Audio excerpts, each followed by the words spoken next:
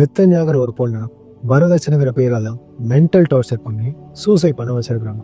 இது நம்ம எல்லாருக்குமே தெரிஞ்ச ஒரு ஸ்டோரி. தெரியாம எவ்வளவு நடந்திருக்கு, இப்போ வரைக்கும் எவ்வளவு நடந்துட்டு இருக்கு. இஸ்லாத்தை பொறுத்த வரைக்கும் இதுக்கான தீர்வு என்ன? இஸ்லாமிய முறைப்படி ஒரு பொண்ணு வீட்டுல இருந்து பையனுக்கு எந்தவித வரதட்சணையும் கொடுக்கவே கூடாது. அது முற்றிலுமா தடுக்கப்பட்ட ஒரு விஷயம். அதை மீறி ஒருத்தவங்க அந்த செயல்களில் ஈடுபடுறாங்கன்னா அவங்க ஒரு மிகப்பெரிய பாவ செயலை செய்யறதா இஸ்லாமிய முறைப்படி அர்த்தம். லைக் அவங்க நரகத்துக்கு போறதுக்கான செயலை செய்யறாங்கன்னு அர்த்தம்.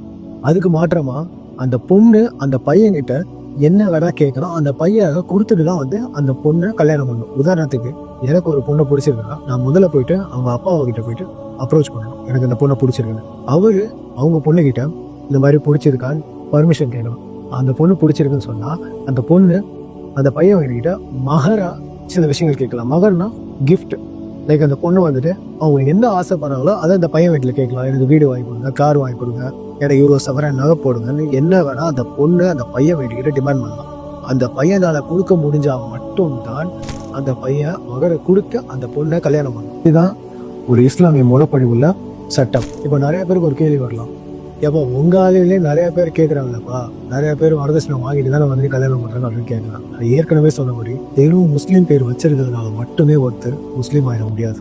முஸ்லீம்ங்கிற அரபு சொல்லுக்கான அர்த்தம் கட்டுப்பட்டவர்கள். யார் அல்லாவுக்கு கட்டுப்பட்டு குரான் சொன்னபடி ரசூல் ஸல்லல்லாஹு அலைஹி வஸல்லம் சொன்ன வாழ்க்கை வழிமுறைப்படி வாழ்றாங்களோ அவங்க தான் உண்மையான முஸ்லிம்ஸ்.